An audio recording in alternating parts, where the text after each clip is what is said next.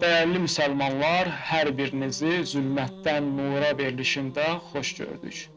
İmam Sadiq əleyhissalam buyurub ki, azğın firqələr övladlarınızın fikirlərini oğurlamamışdan öncə bizlərlə övladlarınızı tanış edin.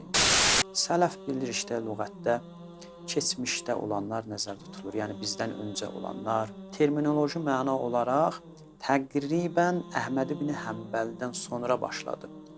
Və xüsusilə İbn Teymiyyənin zamanında çox istifadə olundu bu söz. O qədər, yəni kitablarına baxsaq elə sələf, tariqatus sələf, sələfin yolu, sələfin yolu. Əvvəllər düşüncə cəryanı kimi istifadə olunurdu, amma sonralar sanki bir məzhəbə çevrildi.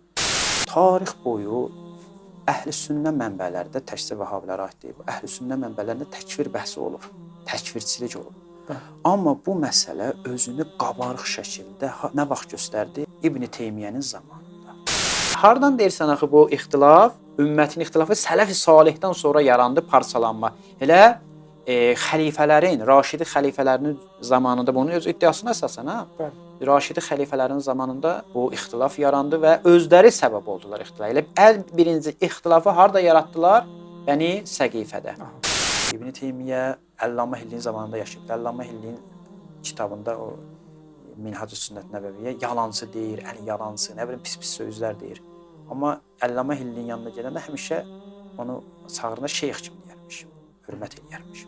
Bu da çünki Əhl-i Beytin qapısında tərbiyə alıb da. Amma gör kimin qapısında tərbiyə alıb? Muaviyyənin qapısında.